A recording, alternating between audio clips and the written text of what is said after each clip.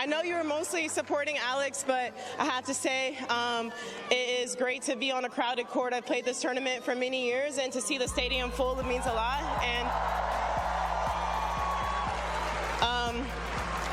also, like to thank Alex for bringing a new demographic to the sport. I really appreciate it. Stop scrolling. Do not swipe away. Cancel your meetings. Put your phone on Do Not Disturb. Lock your door. Close the blinds, and turn the volume all the way up until your speakers are shaking.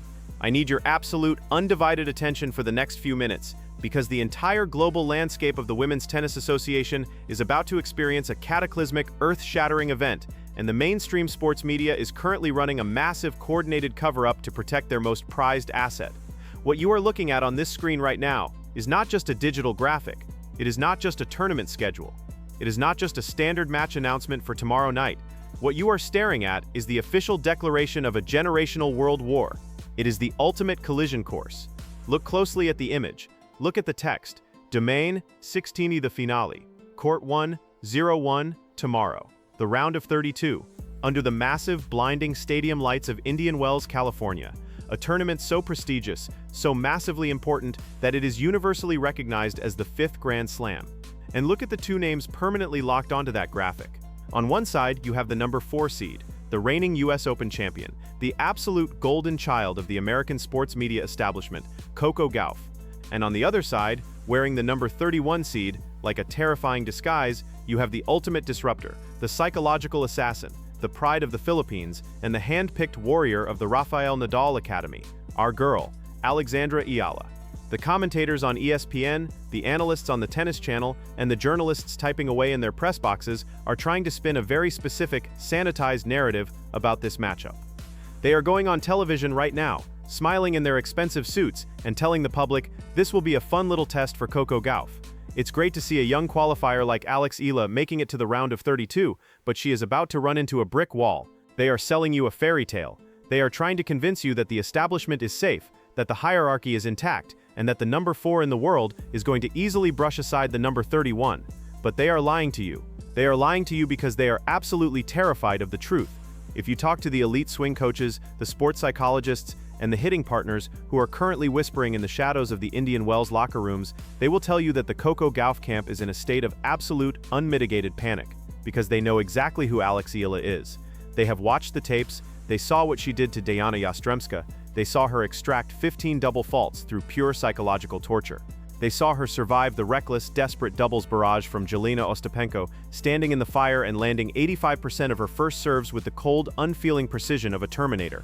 The Gauff camp knows that Eala did not come to Indian Wells to be a fun little test. Eala came to Indian Wells to burn the establishment to the ground, and Coco Gauff is the absolute biggest, most important target on the map.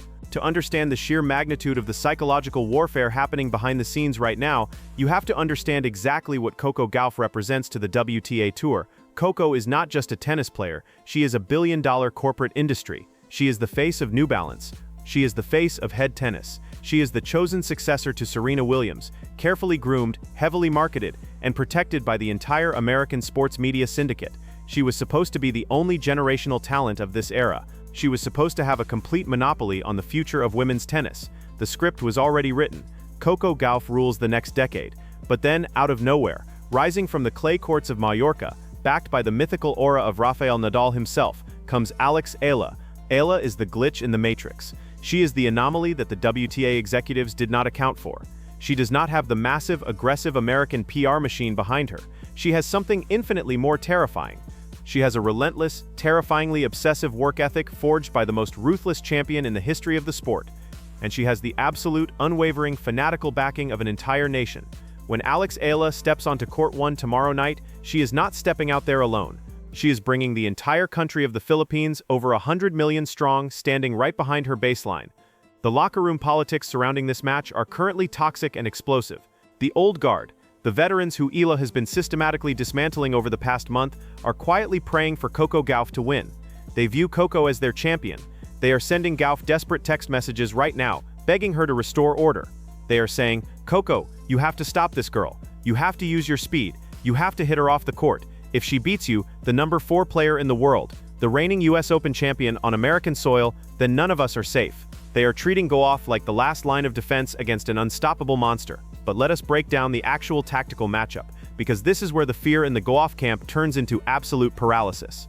Coco Gauff is an incredible athlete.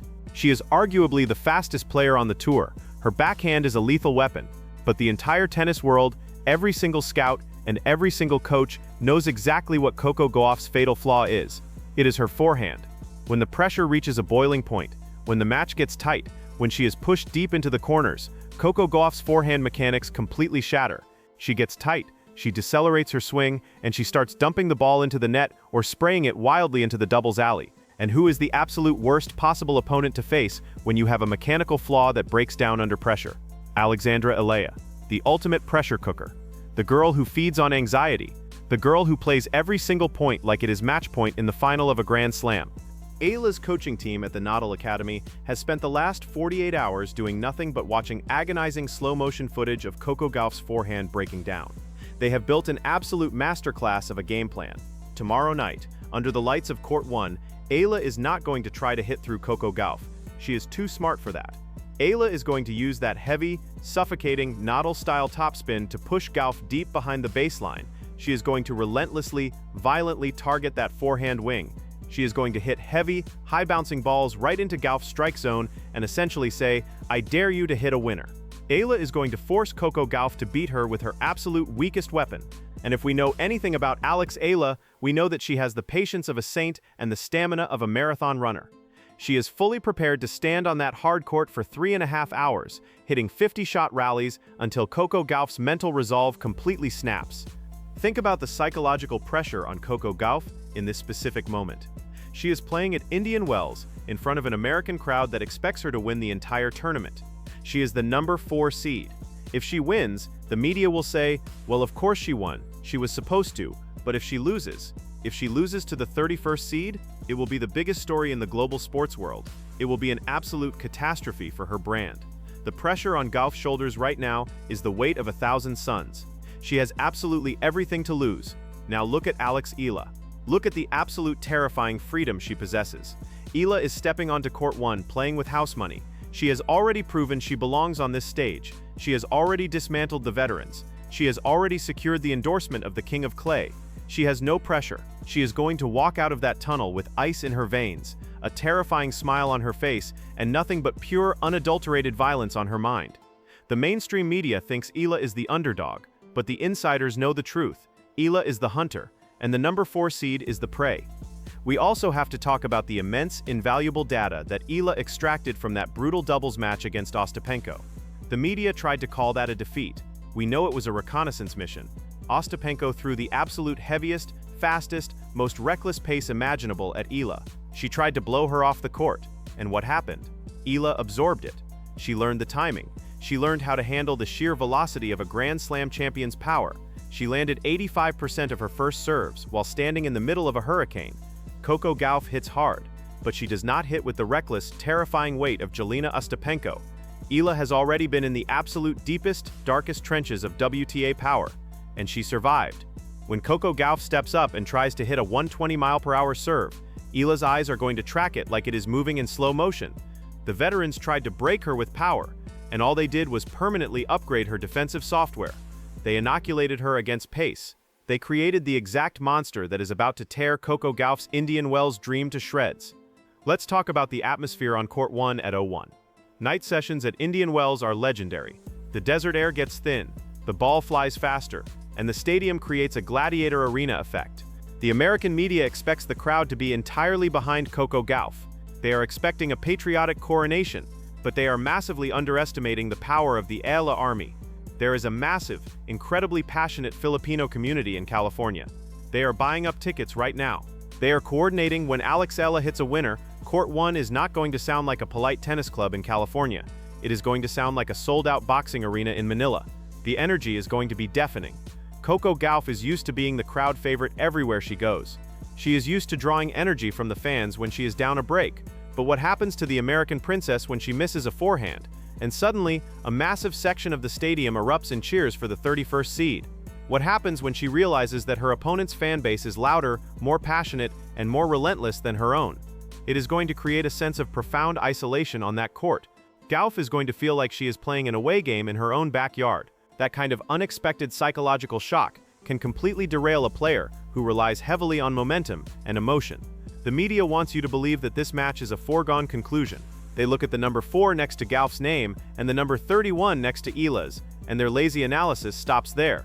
But we do not deal in lazy analysis. We deal in the brutal, unvarnished truth of the locker room. And the truth is that Eala is the single most dangerous, unexploded ordnance in the WTA draw right now. She is a completely different species of competitor.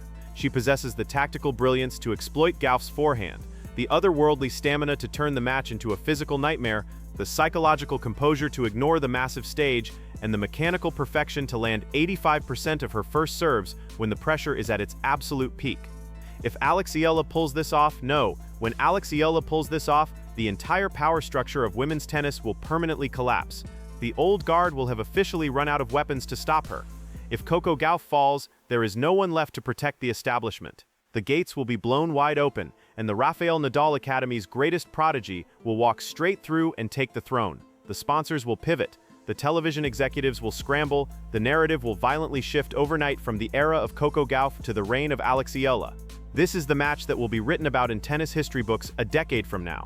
This is the exact moment the torch is not passed, but violently ripped from the hands of the American establishment. I need you to flood the comments section right now. I need you to show the entire world, and the terrified mainstream media, exactly who we stand with. Do you see the fear in the establishment's eyes? Do you agree that Eala's heavy topspin is going to completely break down Coco Gauff's fragile forehand? How incredibly loud is the Eala army going to be on Court 1 tomorrow night? Drop your absolute boldest predictions, your deepest tactical breakdowns, and your endless, unwavering support for our girl in the comments below. Because the ultimate boss fight has officially been scheduled. The establishment is terrified, and the undisputed future of tennis is ready to shock the entire world. The clock is ticking towards 01, and hell is coming with her.